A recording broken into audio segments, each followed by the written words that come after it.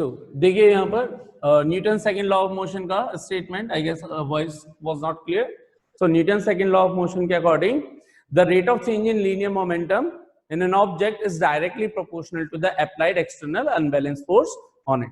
तो अगर कोई ऑब्जेक्ट है, मान लीजिए ये कोई ऑब्जेक्ट है m मास का object, initial velocity let suppose इसकी कंसीडर कर ले हम u, ठीक है, तो इसका लीनियर मोमेंटम हो जाएगा mu. अब हुआ क्या, इसके ऊपर बाहर से कोई एक्सटर्नल फोर्स लगाया, ऑब्वियसली कि एक एक्सटर्नल अनबैलेंस फोर्स ही है F एक्सटर्नल, या सिंपली F फोर्स बोल दें इसको. F एक्सटर्नल को क्या बोल दिया हमने, F फोर्स इस पे अप्लाई किया. इसकी वजह से इसकी वेलोसिटी में कुछ देर बाद चेंज आ गया, या जो भी चेंज आया फाइनली, और इसकी वेलोसिटी हो गई v, यानी कि इसका लीनियर मोमेंटम चेंज हो गया है. और अब कितना हो चुका होगा, mv. तो इनिशियली लीनियर मोमेंटम चल रहा था mu, फाइनली हो गया है mv.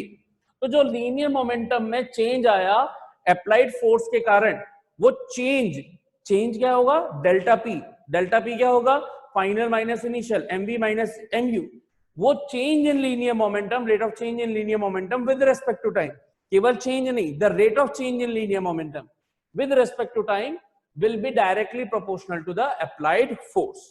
So what is the statement? According to Newton's second law of motion,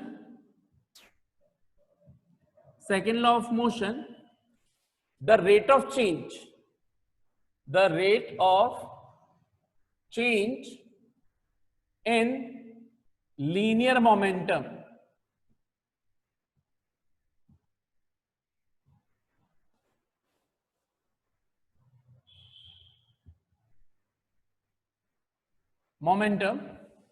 अब केवल अगर इतना सा लिख दिया जाए, rate of change in linear momentum, और उसके आगे कुछ भी नहीं लिखा जाए, यानी कि फिर उसके बाद नॉर्मल वर्डिंग लिख दी जाए, तो भी by default rate of change का मतलब कुछ ना दे रखा हो तो वो किसके रेस्पेक्ट में कंसीडर करते हैं, टाइम के रेस्पेक्ट में. या फिर आप प्रॉपरली लिखना चाहो तो कैसे लिखोगे, the rate of change in linear momentum with respect to time is directly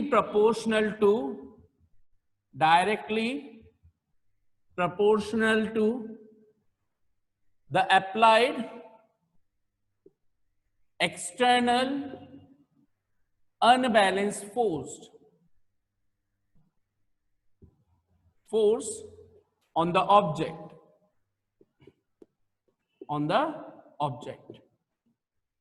that is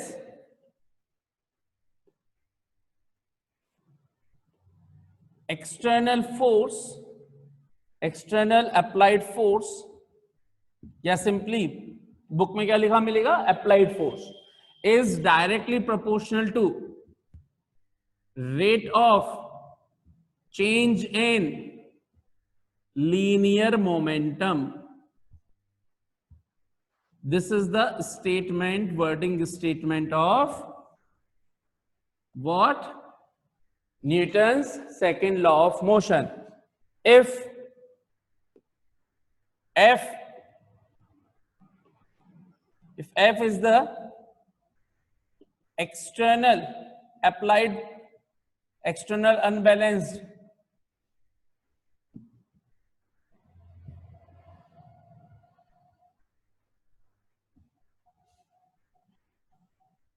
and P, delta P, change in linear momentum,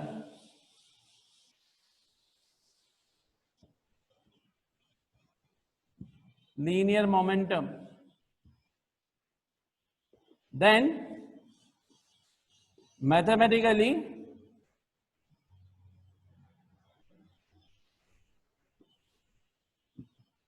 F external, या simply F is directly proportional to delta P upon delta T.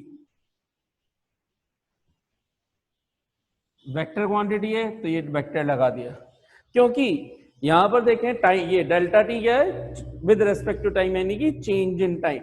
तो with respect to जो भी quantity होती है वो हमेशा कहां आती है, डिनोमिनेटर में. So this is the statement of Newton second law of motion, है ना. The rate of change in linear momentum बोले तो delta P upon delta T is directly proportional to the applied external force, unbalanced force on an object. ठीक, अब इसका mathematically expression देख रहे हैं तो उसको बोला जाता है to derive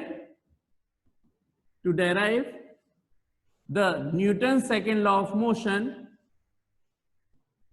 Newton's to derive the expression of Newton's second law of motion,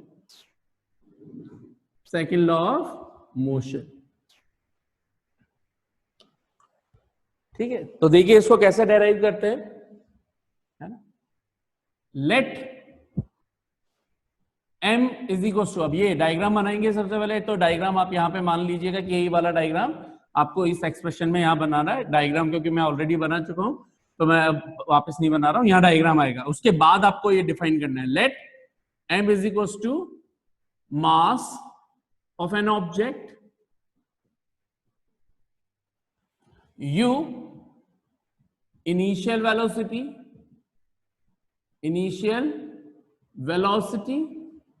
v final velocity,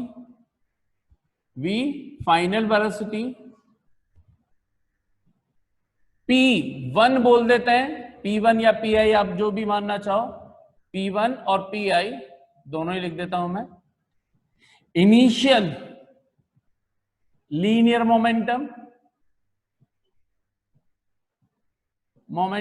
और ये कितना होना चाहिए, is equal to m u vector and P2 vector और P final vector is equal to final linear momentum, और ये कितना होगा m v वेक्टर। ये सब कुछ हमने डिफाइन कर दिया, ठीक। Now if F force is being applied, now if F force would have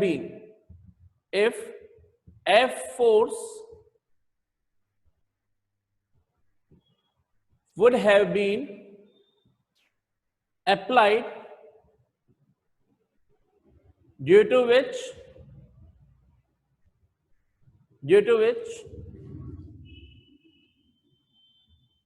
there is change in linear momentum,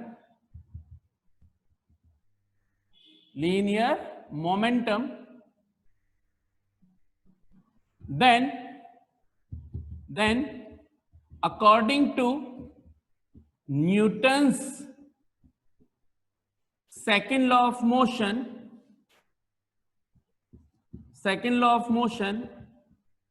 we may write what? F is directly proportional to delta P upon delta T। अच्छा, इसको थोड़ा सा मैं आगे proceed और कर देता हूं यहीं पर इसको, ताकि हम इसको फिर डायरेक्टली ये वाला रिलेशन काम में लेते हैं। तो जब ये होता है F directly proportional to delta P upon delta T, so whenever the proportionality sign is remove some constant curve, और ये हो जाता है delta K delta P upon delta T, है ना। इन यहां पे K क्या है, K is a proportionality constant, and in SI unit, SI system मैंने बता रखा है, SI यूनिट क्या होता है, system of international unit. K की वैल्यू प्रैक्टिकली फाउंड की जाती है, एक्सपेरिमेंटली। हम नहीं बोल रहे हैं, जब एक्सपेरिमेंट करते हैं तो फाइंड की जाती है, तो एक्सपेरिमेंटल वैल्यू आती है इसकी सिस्टम के अंदर, K इज इक्वल टू 1। तो K इज इक्वल टू 1 लिख दूंगा, तो मेरे पास फॉर्मूला क्या बनेगा, F is equal to delta P upon delta T। This is called the Newton's statement of Newton second law of motion. यही चीज हमने यहां लिखी है, then according to Newton's law of motion we may write, क्या लिख सकते हैं, F is equal to delta P upon delta T। अब इसके अंदर मैथमेटिकली एक्सप्रेशन ऑब्टेन करने वाले हैं हम, तो यहां पर ये सब कुछ हम डिफाइंड ऑलरेडी कर चुके हैं। Now here delta P should be is equal to क्या होना चाहिए, या तो आप यहीं पे सब्स्टिट्यूट करते हुए जाओ नेक्स्ट लाइन में, तो मैं क्या लिख सकता हूं, this implies that F is equal to delta P बोले तो P2 माइनस P1, है ना, या आप अलग से भी कैलकुलेट, ये आपके ऊपर है कि आप डेल्टा पी इसमें सब्स्टिट्यूट कर रहे हो कि अलग से सब्स्टिट्यूट कर रहे हो। आप इसको P2 की जगह फाइनल माइनस इनिशियल भी लिख सकते हो, और अपॉन डेल्टा टी चल ही रहा है, तो ये क्या हो गया, P2 है आपके पास mv minus mu upon delta T. आप इसको डेरिवेशन जब करो तो एक के नीचे एक करना, उससे क्या होगा, पेज भी भरेगा और डेरिवेशन अच्छा भी लगेगा। mv minus mu upon delta t, m common आ गया, v minus u upon delta t. अब जैसे यहाँ पे किसी भी चीज का फाइनल माइनस इनिशियल चेंज, और चेंज के लिए हम सिंबल क्या यूज करते हैं, डेल्टा। ये डेल्टा कहां पे यूज करते हैं, कहीं पे भी चेंज इन के बाद जो भी क्वांटिटी लिखी हुई है उस चेंज इन के लिए सिंबल कन्वर्ट होता है डेल्टा, ठीक है। तो ये चेंज इन वेलोसिटी तो है v minus you, final velocity minus initial velocity, तो इसको मैं क्या लिख सकता हूं, m delta v upon delta T, ठीक है। आपको अगर v माइनस यू से दिक्कत हो तो इसको v1 v2 लिख देना, तो v2 माइनस v1, तो ये v2 माइनस डेल्टा v, इस v और इस v में कंफ्यूज नहीं होना।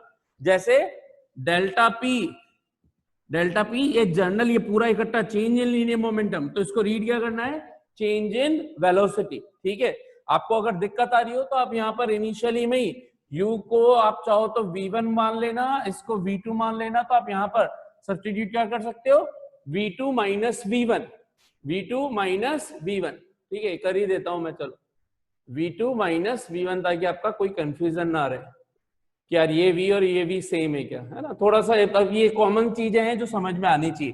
तो v2 माइनस v1 क्या हुआ, चेंज इन वेलोसिटी को लिखेंगे कैसे, delta v, f is equal to m into delta v upon delta t, ठीक है। इसको लिखी हमने इक्वेशन नंबर 1, इसको लिखी इक्वेशन नंबर 2।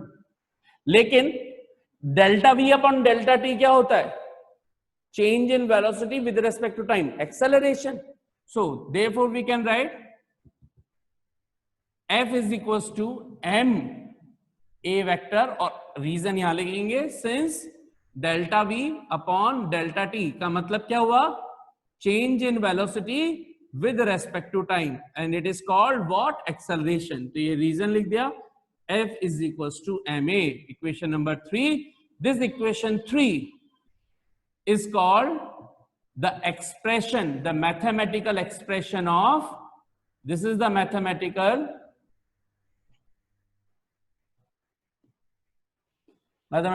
expression of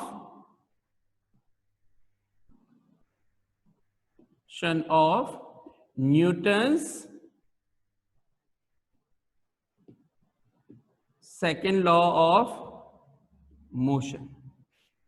और इंपॉर्टेंट डेरिवेशन ऑलमोस्ट हर बार एग्जाम में पूछा जाता है कि डेराइव द, क्वेश्चन क्या आता है, डेराइव द मैथमेटिकल एक्सप्रेशन। आप चाहो तो यहां पे लिख लेना, to derive the mathematical expression of Newton second law of motion. तो आपको ये सब कुछ पूरी कहानी है एज इट इज करनी है। आपको स्टेटमेंट लिखना है, this is the statement of Newton second law of motion, आपको यहां तक लिखना है, फिर आपको ये लिखना है सब कुछ, ठीक है। तो इस तरीके से करना है। कितनों को समझ में आ गया यहां तक प्रॉपर्ली?